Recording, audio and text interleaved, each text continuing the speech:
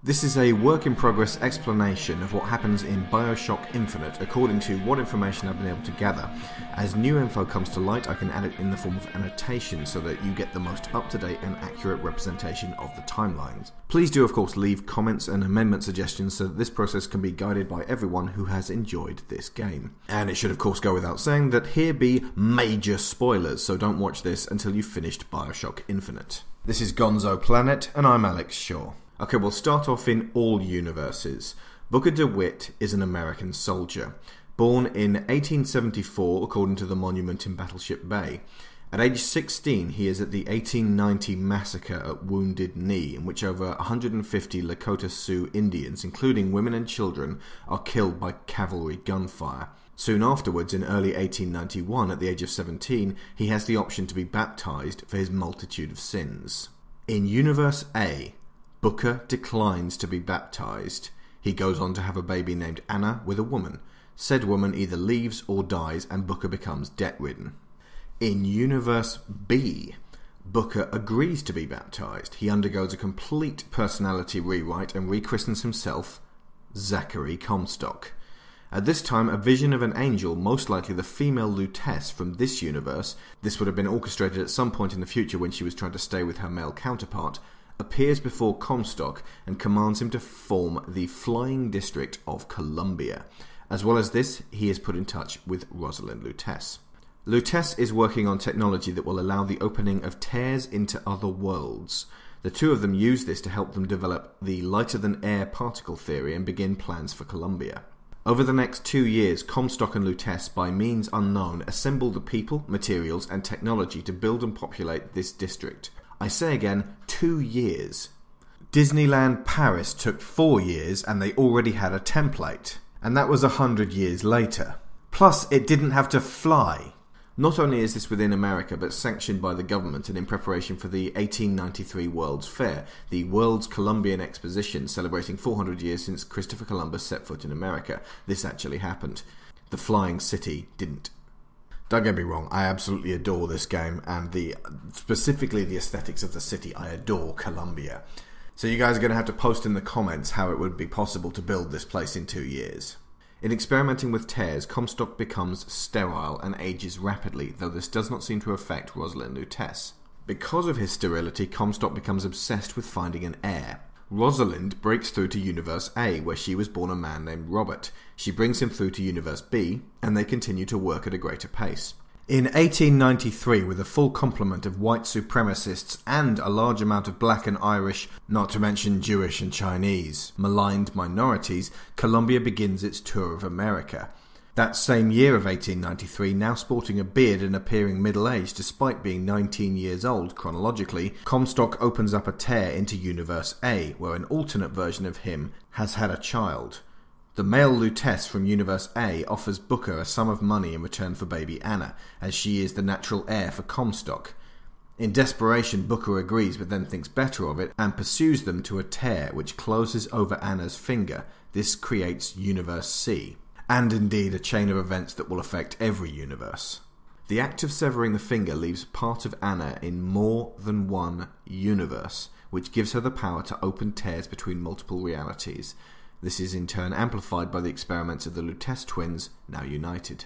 Comstock's wife, Lady Comstock, believes that the child is the product of adultery between Zachary Comstock and Rosalind Lutece. She is not happy, and refers to the child as a bastard. Comstock passes the sudden appearance of a baby as his heir off as a miraculous 7-day conception on the part of Lady Comstock. He pledges that the seed of the prophet shall sit on the throne and drown in flames the mountains of man. And then he locks her in a tower with a giant robot bird for 19 years. Sometime later, Lady Comstock is murdered, possibly by the maid Daisy Fitzroy, who gets branded a criminal anyway, and definitely orchestrated by Comstock himself, in order to keep the secret about Elizabeth. Due to technological sabotage from Fink, the Lutece twins disappear into the space between spaces, which basically means they can go and be anywhere and any when as the narrative requires. This may also have been intentionally orchestrated by Comstock, who needed to keep his secret and prevent their further meddling with his plans. In 1901, Columbia intercedes in the Boxer Rebellion in China against the wishes of the American government. Comstock believes at this point that the USA has lost its way and secedes Columbia as a free state. In 1902, Columbia disappears above the clouds and is not seen again. 10 years later, in 1912, Booker from Universe C appears and creates Universe D. Some explanation of Universe C. After losing Anna, Booker brands his right hand with A.D., Anna DeWitt. He potters around for nearly 20 years in his office, working as a Pinkerton agent and a private investigator. In 1912, aged 38, Booker is brought through a tear by the Lutece twins to their alternate 1912 in Universe B, just before Columbia undergoes revolution.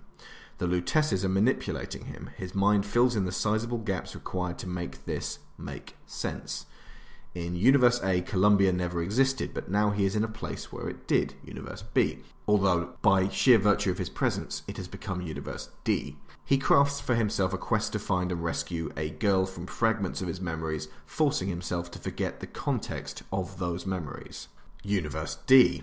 Now on Columbia, Booker goes on the hunt for Elizabeth. He now exists twice in this timeline. As Comstock, he now appears considerably older than his 38 years, adorned with a snowy white beard.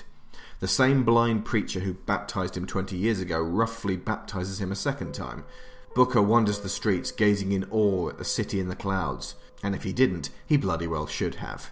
Comstock has, by virtue of peering through tears, anticipated that an alternate version of himself, whom he stole the baby from, would brand himself with A.D. on his right hand and come looking for his daughter, so he's already sown the false shepherd paranoia among the people of Columbia. Booker has sent a telegram warning him not to attract Comstock's attention or pick number 77 in the raffle. He picks number 77 in the raffle, an event clearly manipulated. His response brings down the entire founding police force and army on him. He murders every single one of them that crosses his path. Booker rescues Elizabeth from her tower. At Battleship Bay, Booker chooses either a caged bird or a bird collar ornament for Elizabeth from the Lutece twins. He meets an old war comrade, Cornelius Slate, who remembers him as Booker, but doesn't remember Comstock from Wounded Knee, although Comstock was there in the form of Booker before he was baptized. Booker and Elizabeth meet the Vox Populi, who are ready for revolution, after being shat upon for well over a decade on Columbia and far longer in the rest of the world. The Vox Populi take the Zeppelin that Booker and Elizabeth were going to escape on away from them, and to win its return, order them to find a gunsmith to help the Vox start a revolution. Booker and Elizabeth find the gunsmith, but he's dead. Elizabeth opens a tear to Universe E, and they step through to a nearly identical world where the gunsmith is not dead. Universe E, except that because she manipulates the world, he's a nose-bleeding zombie, a byproduct of having two realities mashed together, in which a person is dead in one and alive in the other. Elizabeth opens another tear into Universe F, where the Vox Populi get their guns. In Universe F, there are now three versions of Booker in this timeline. Booker from Universe C, which is you, the player, Comstock from Universe F, who is identical to the one in Universe B, and another Booker from Universe C, who did things differently, never had to go into Universe E, and is now the hero of the revolution. This third Booker, conveniently, dies off camera. The Vox now have their guns and violently overthrow their oppressors, murdering every founder on Columbia. Booker then kills many of the Vox too. Daisy Fitzroy is killed by Elizabeth, an act foreseen by Comstock through a tear. Elizabeth is traumatized by the ordeal and cuts off her hair.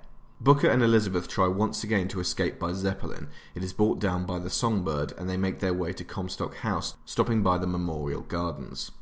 At the gardens, they meet a pan-dimensional symbiotic being, or possibly a Gestalt entity, I'm not entirely sure of the science. The combination of the hatred and resentment from Lady Comstock towards her husband and Elizabeth, and the same resentment from Elizabeth to her, as well as the previously stated anomaly occurring when someone spans multiple realities where they're both dead and alive. Either way, this is a series of boss fights. In Comstock House, Elizabeth begs Booker to kill her rather than let her be taken back. The Songbird appears and takes her back. Booker gives chase and passes into at least one other universe where many years have elapsed, with Elizabeth now carrying out her father's work. Universe G. Because Booker did not rescue her, Elizabeth grows old. In what appears to be 1984, under her maniacal control, the District of Columbia invades New York City. The advanced stealth jet and nuclear technology of America at the time is no match for their Edwardian Zeppelins, fire launchers, and bucking Bronco vigors. Though, admittedly, Elizabeth's manipulation of the tears and 72 years of development of the vigors and plasmids and other tech on Columbia would likely create some formidable weapons that we don't get to see. Elizabeth, now around 92 years old, gives the thoroughly confused Booker information for her younger self on how not to become a despot. It is a 4-note tune that controls the songbird. She then sends Booker back to a time when he could have saved her, creating Universe H. Booker saves her from the doctors and boards Comstock's Zeppelin. They meet Comstock, who tries to get Booker to admit to Elizabeth that he sold her as a baby. Booker violently murders Comstock, culminating in a drowning/baptism. The Zeppelin gets attacked by many more Zeppelins in a tower defense scenario. Booker and Elizabeth are temporarily aided by Songbird, who destroys the siphon within the enormous statue tower, which gave Elizabeth her power and bound her to Columbia. They then lose the panpipes that control the Songbird, and in a desperate move, Elizabeth transports them to Rapture, some 50 years in the future, in Universe I. Songbird cracks under the pressure and drowns. Elizabeth leads them to a bathysphere and then to a lighthouse. Stepping through the lighthouse door leads to infinite lighthouses with infinite versions of Booker and Elizabeth. Universe Infinite. Booker gets a vision of his baptism. Every universe in which Booker declined to be baptized was tainted by every universe in which he accepted baptism and became a man with no concept of his own sin. Every Anna was snatched away from every Booker by every Zachary Comstock, desperate for the child he knew he should have. To simplify greatly, we can narrow it down to just 2 universes, one where he was baptized and another where he wasn't.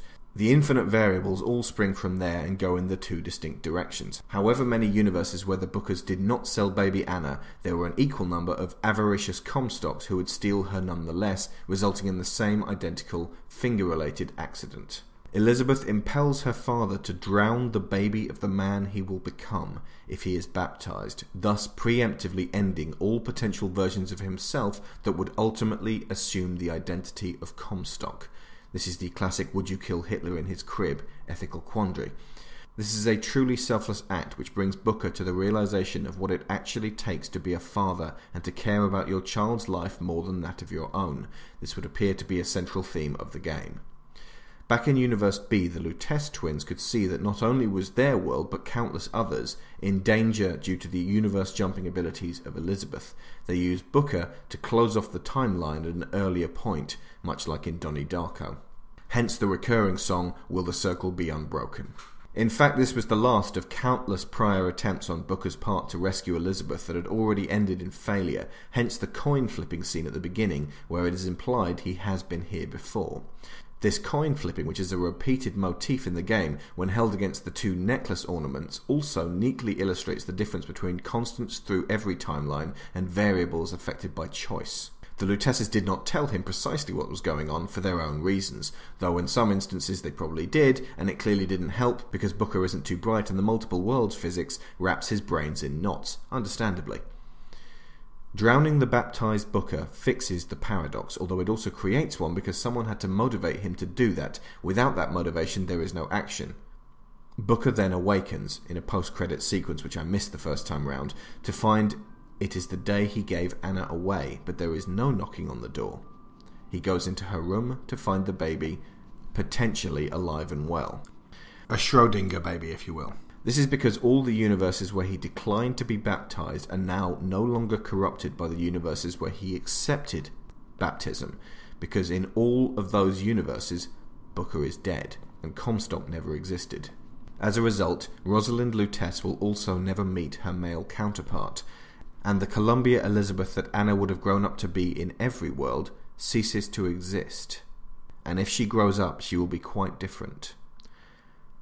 This is the tragedy and the ultimate sacrifice. Elizabeth cannot exist without Comstock, so when he ceases to be, so does she. But Booker gets to live and raise Anna with no knowledge of what has transpired, so we get a truly bittersweet ending. It is, of course, possible that Booker's aforementioned motivating factor is Elizabeth, free of the shackles of the siphon, who becomes a supreme being with omniscience and omnipresence outspanning that of the Lutece twins. She would be unaffected by paradoxes and, in effect, a god. Booker, Are you afraid of God? No. But I'm afraid of you. And what's really going to bake your noodle later on is that Booker and Elizabeth were able to ride the bathyspheres in Rapture, a place that seems intrinsically linked with Columbia. They should only be able to do this if they share a common family with Andrew Ryan. Is it possible that Universe A and all its infinite offshoots are our world, where Columbia and Rapture never existed, and the now closed-off Universe B and its infinite permutations are the worlds where they did? If so, where is the Bioshock series going to go next?